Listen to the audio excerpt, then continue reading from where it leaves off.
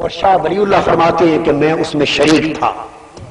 کتنی باتیں معلوم ہو گئیں کہ میلاد پاک اسلام کی تاریخ میں صدیوں سے منایا جا رہا ہے۔ میلاد پاک مکہ کی تاریخ میں ہمیشہ منایا جاتا رہا، اور شاہ ولی اللہ محدث دہلوی جیسے امام میلاد کی محفلوں اور جلسوں میں شریک ہوتے رہے۔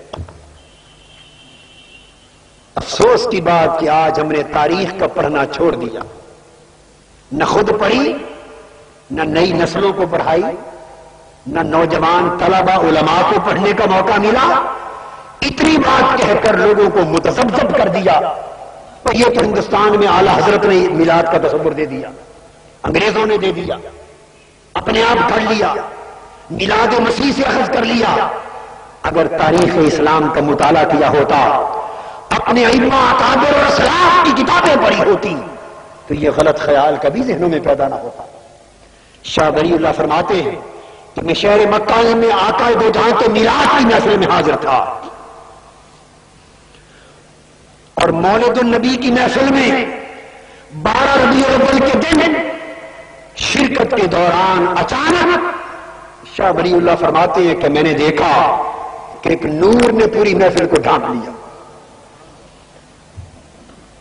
فرماتے ہیں حضور علیہ السلام کی ولادت کا، میلاد کا بیان ہو رہا تھا، اراسات کا ذکر ہو رہا تھا، حضور پر درود و سلام پڑھا جا رہا تھا، اچانک محفل میلاد پر ایک نور بن گیا۔ حرمین شریفین یعنی مکہ اور مدینہ کا عمل صدیوں سے چلا رہا ہے میلاد مصطفیٰ منانے کا، اور کھڑے ہو کر محفل میلاد میں صلاۃ و سلام پڑھنے کا۔ وہ کہتے ہیں باقی اور بھی بہت سے دلائل ہیں، مگر صدیوں سے حرمین شریفین کے علماء کا عمل ہمارے لیے کافی۔ یہ بات اس لیے بتا رہا ہوں، آج جنہوں نے حرمین شریفین کو سعودی حکومت کے تحت دیکھا ہے، انہیں یہ بتایا جاتا ہے کہ دیکھو جی سعودی عرب میں جہاں سے اسلام شروع ہوا، حرمین شریفین میں تو میلاد نہیں منایا جاتا۔ تو یہ واضح کر دیا جائے کہ اس عرب میں جب یہ سعودی نہ تھا، صرف عرب تھا۔ جی اکابر علماء اہل سنت میں سے مفتی محمد مظہر اللہ فتاوی مظہری میں بیان کرتے ہیں کہ 12 ربیع الاول کو میلاد پاک منانا اور جلوس نکالنا باعث برکت امور میں سے ہے، اور یہ کہنا کہ جی فلاں وقت میں کوئی میلاد کے جلوس نہیں نکالتا تھا، فرمایا کہ یہ کسی چیز کی ممنوع ہونے کی شرعی دلیل نہیں ہے۔ اب آخر میں ایک بڑی جاندار اور زوردار بات آپ کو سمجھانا چاہتا ہوں، ان حوالوں کے حوالے سے وہ سن لیجئے اور اپنے سینوں پر اور دلوں کی تختیوں پر لکھ لیجئے۔ شیخ قطب الدین حنفی، کون بزرگ ہیں؟ شیخ قطب الدین حنفی اپنی کتاب الاعلام باعلام بیت الحرام اس میں بیان کرتے ہیں کہ 12 ربیع الاول کو اہل مکہ کا معمول کیا ہے۔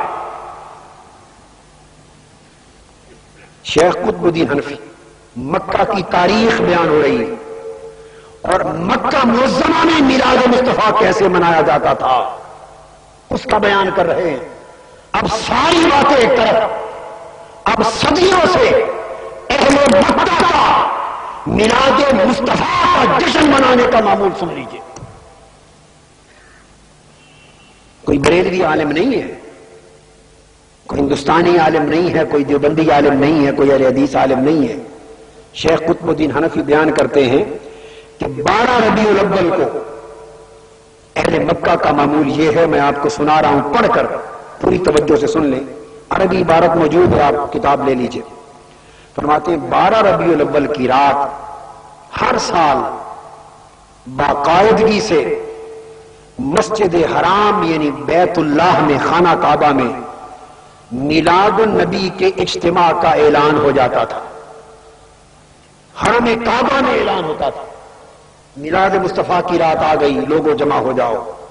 تمام علاقوں کے علماء، فقہاء، گورنر، عمرا اور چاروں مذاہب کے مفتی اور قاضی، حنفی، شافعی، مالکی، حنبلی، فرماتے ہیں سارے کے سارے نماز مغرب کے بعد کعبۃ اللہ حرم مسجد حرم میں جمع ہو جاتے، مسجد حرام میں، اور پھر اکٹھے ہو کر جلوس نکلتا۔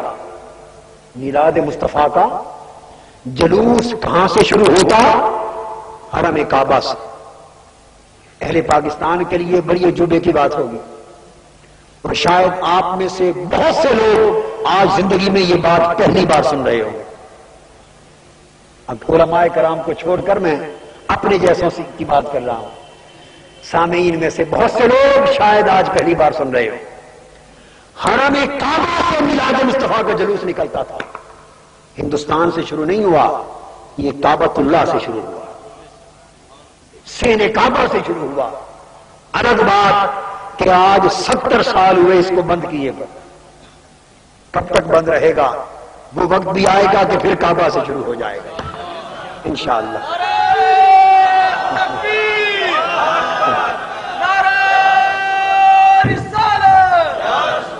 اور میں ایک بات کہہ دوں، اب دل میں تھی اب زبان پر آئی گئی ہے تو کہہ دوں، خدا جانے ہم اس وقت زندہ ہوں یا نہ ہوں، ممکن ہے آپ میں سے کئی زندہ ہوں، وہ وقت آئے گا آئے گا آئے گا کہ صحن کعبہ سے میلاد کے جلوس نکلیں گے انشاءاللہ۔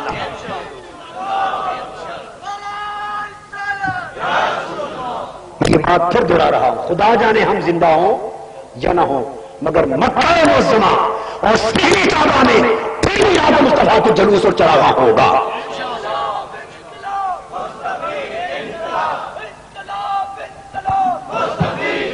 سنیے،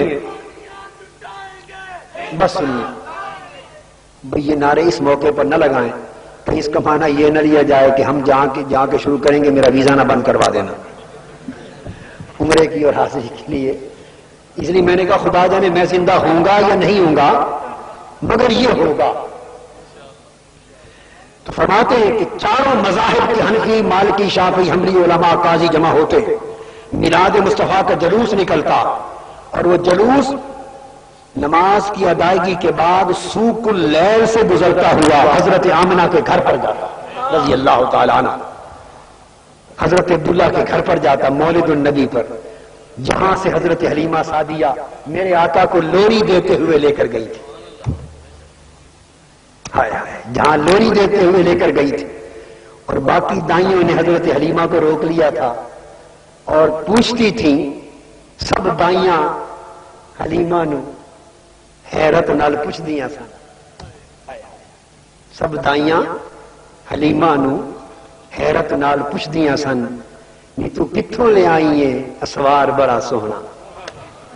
ہائے ہائے، اس گھر پہ جاتے تھے اور وہ فرماتے ہیں کہ حضور علیہ السلام کی اس مولد پاک کی زیارت کرتے، اور جلوس کیسا ہوتا میلاد مصطفیٰ کا؟ کہتے ہیں کہ 1000 شرکاء اس جلوس کے ہاتھوں میں روشن شمع اٹھائی ہوئی ہوتی، فانوس اٹھائے ہوئے ہوتے، چراغ اور مشعلیں ہوتی، مشعل بردار جلوس ہوتا، شمع بردار جلوس ہوتا، فانوس بردار جلوس ہوتا، کثیر اجتماع ہوتا کہ اس میں دل دھرنے کی جگہ نہ ہوتی، اور حضور کے مولد پاک پر جا کر ایک عالم دین کھڑا ہو کر میلاد مصطفیٰ کے موضوع پر تقریر کرتا، پھر وہاں دعائیں ہوتی، صلاۃ و سلام پر آ جاتا، اس کے بعد سارا جلوس واپس حرم کعبہ میں آ جاتا، وہاں آ کر پھر مجلس ہوتی نماز عشاء کے بعد، اور بادشاہ وقت میلاد مصطفیٰ کے جلوس کا اہتمام کرنے والوں کو کعبۃ اللہ کے صحن میں دستار بندی کرواتا۔ ابھی کئی چیزیں یہاں نہیں ہوتی، میں تحریک منہاج القرآن کی طرف سے یہ اعلان کرتا ہوں اور آپ سے درخواست کرتا ہوں کہ تم بھی میلاد مصطفیٰ کے جلوس مشن بردار نکالا کرو، چراغ اٹھا کر نکالا کرو، چراغ کیا کرو، روشنی کیا کرو، اور اتنا جشن منایا کرو کہ ساری کائنات کے جشن باہر پر جائیں، جشن ولادت مصطفیٰ کا جشن اونچا ہو جاؤ.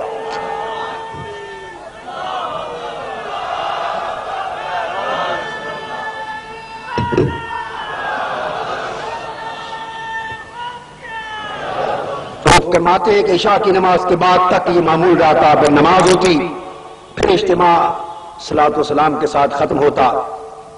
دور دور سے لوگ آتے مکہ کے جلوس میلاد میں, حتیٰ کہ وہ بیان کرتے ہیں شیخ قطب الدین کے جدہ سے بھی لوگ چل کے آگے شریک ہوتے.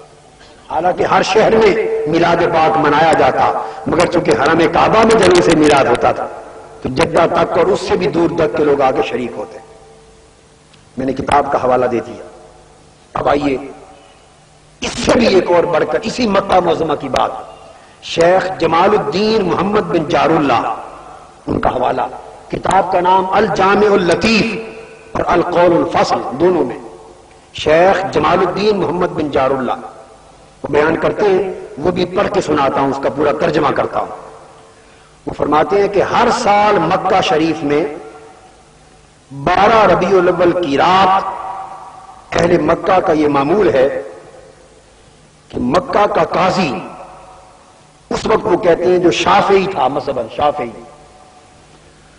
وہ تمام لوگوں کے اجتماع میں آتے اور قیادت کرتے ہوئے یہ علماء اور قاضی لوگوں کے ایک بہت بڑے جمع غفیر اور جلوس کی قیادت کرتے ہوئے حضور کے مکان میلاد پر لے جاتے, مولد شریف پر.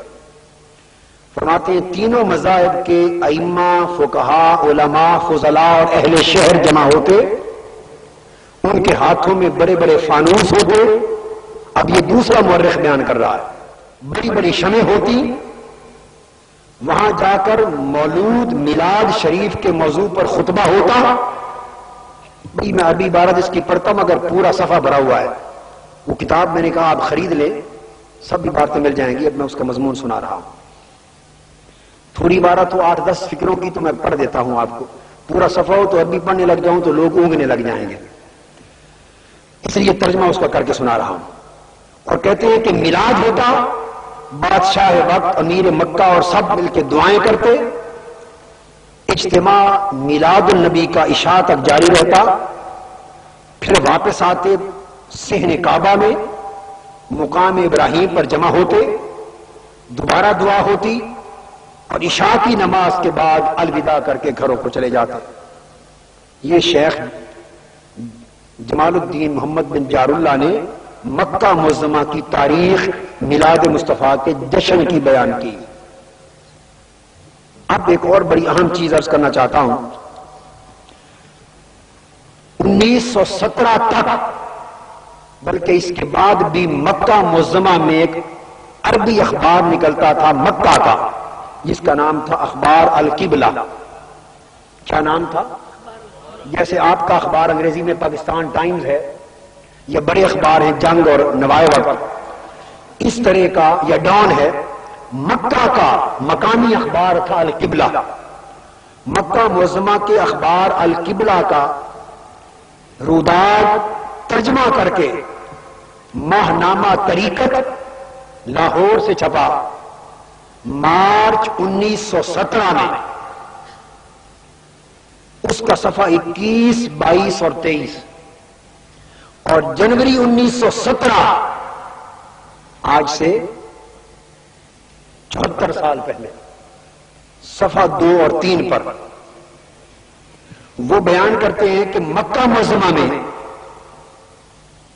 اور یہ آپ کو یہ بھی عرض کر دوں مزید اگر آپ تلاش کرنا چاہیں خود, 1988 کا اخبار